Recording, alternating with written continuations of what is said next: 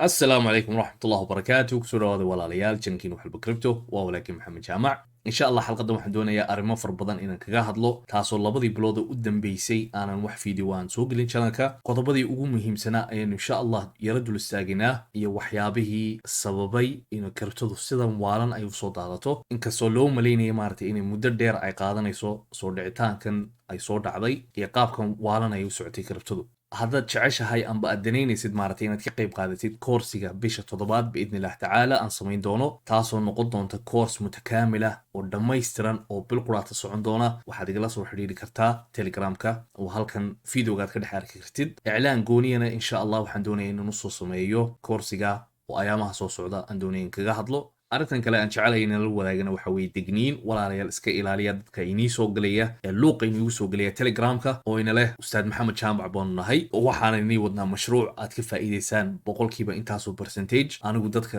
sideedaba private message uma qoro wixii iclaana amba wixii aan doonaya inaan maaragtay dadka la sheergalayo amba aan ka hadlo bogtan youtube-ka ayaan soo dhigaa oo aan kaga hadlaa oo aan idhaahda dadka halkaa igala soo xidhiira markaa walaalayaa ka digtoonaada iskaamarada haddaad ku cusub tahay kribtada waxaan jecelahay inaad videoda aan sameeyey inaad daawatid waxaanan hubaa inay waxyaabo fara badan aad ka fahmi doontid cryptocurrency-ga like iyo subscribe channelkana noo saara insha allah tacaala kusoo dhawaada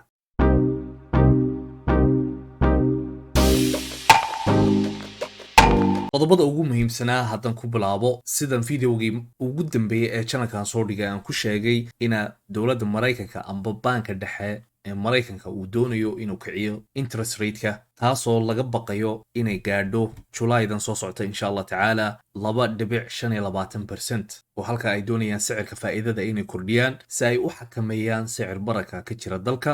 haddaynu eegno bilooyinka soo socda xitaa waxaad aragtaa kolba inay sii siyaadayaan arrintaasina saraxatan suuqyada uma wanaagsana waana sababaha ugu muhiimsan amba asaasiga ah ee suuqyadoo dhan maaragtay ay sell off u noqdeen qodobada kale iyo waxyaabaha kale saameeyana insha allah imikaynu yara dul istaaginaa ta kale haddaynu wada eegno caalamkao dhan asmad baa ka jirta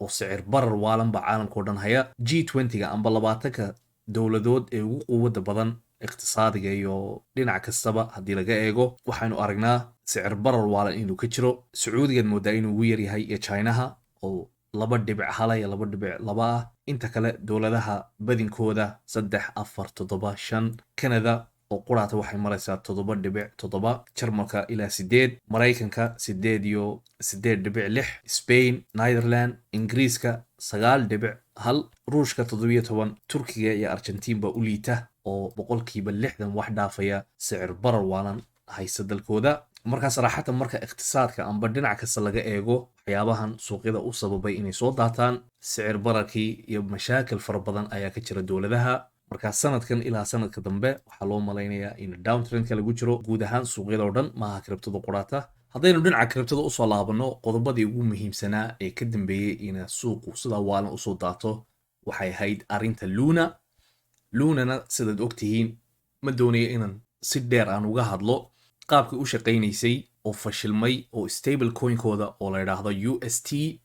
iyo cumladooda amba coinkooda la yidhaahdo Luna labadaas oo maxay ahayd ay isku kabayeen mar walba oo kolba inta jiha ka soo saaraan lacagta ay ku kabayeen dhinaca kale taasoo systemkeedii u fashilmay oo aad moodid in UST-du ay u ahayd reserve amba xog maaragtay lacagta ay ku kaydiyaan oo mar walba saacida Luna qaabka kale u shaqaynaya waxay ahayd stable coinkooda ay dadku ugu ballan qaadayeen inay maaragtay lacagahooda ay ku xidhaan amba ay dhigtaan oo halkaa lacago fara badan oo staking ah oo sanadkii gaadhaya 19% ay ugu ballan qaadayeen dadka inay siinayaan oo faa'iido ah taana systemkeedii uu fashilmay oo lacagta maxay ahayd ay dadku ugu ballan qaadayeen waxay ka keenayeen Luna markuu sare kaco coinkooda asaasiga ee Luna markuu sare kaco ayay ka soo qaadayeen maaragtay profitkooda amba waxay ka sameeyeen oo halkan dadka ay ugu ballan qaadeen inay faa'iidada ay siinayaan halka ku siin jireen marka Luna markuu kribtadii amba suuqiyo dhan uu soo daatay Lunana pricekeedii uu soo daatay kadibna waxa dhacay crash oo UST-doodii stable coinka ahayd ayaa halka maaragtay ku baaba'day oo qaabka ay maaragtay ku basbeeshay haddaynu eegno maqaalkan kale ee soo baxay waxaa la sheegayaa inay Luna amba shirkadda Luna ay haysatay walletkooda u gaarka ah ee reserve-ka ah ay wax ku kaydsadaan 80,000 oo bitcoin ah, taasoo la sheegayo ilaa 40,000 oo bitcoin ah, adigu rangeka intaa u dhexeeya, oo la sheegayo iminka in la waayey amba inay iibiyeen, allahu aclam waxay ku sameeyeen. laakiin sababaha ka mid ah ina maaragtay suuqu sidaa waalan usoo daato Luna iyo arrinta Luna ku dhacday, iyo shirkado kale oo Luna markay arrintaas ay ku dhacday ka dambeeyey, sida shirkadda la yidhaahdo BlockFi ayaamahan u dhoweyd laga hadlayay inay iyaguna mashaakil saasoo kale maaragtay ay haysato Celius, taasoo iyaduna qaabkii Luna oo kale ugu ballan qaadaysay dadka inay staking ay ku sameeyaan platformkooda, kadibna lacago waalan ay sanadkii maaragtay ay siiyaan dadka. qaabka amba systemka oo G4chaqdii Soomaalida lagu yaqaanay oo imaka fashilmaysa camaliyadaha ay u shaqaynayeen. maqaalkan xitaa haddaynu eegno waxaynu aragnaa ninka sameeyey amba asaasaha Luna inuu asagu crashin ka dambeeyey ayaa imaka la caddaynaya oo la sheegayaa inuu kala baxay 2 bilood ka hor intaanu crashkan iyo waxaan aanay dhicin 2.7 bilyan oo dollar oo coinka muxuu ahaa UST-da iyo Luna uu kaash garaystay. arrinta kale warwar kale ee laga baqayo suuqa kriptadu maaragtay in hoos sii dhaco, shirkadaha waaweyn ee ka ganacsada amba exchange-yada waaweyn sida Coinbase, Binance iyo kuwa kale lamida waxay sheegayaan inay shaqaalahooda ay yaraynayaan boqolkiiba intaasoo percent. sida maqaalkan aynu ku aragno halkan 1,700 oo qof ayaa maaragtay June quraata laga eriyay shaqooyinkii ay ka hayeen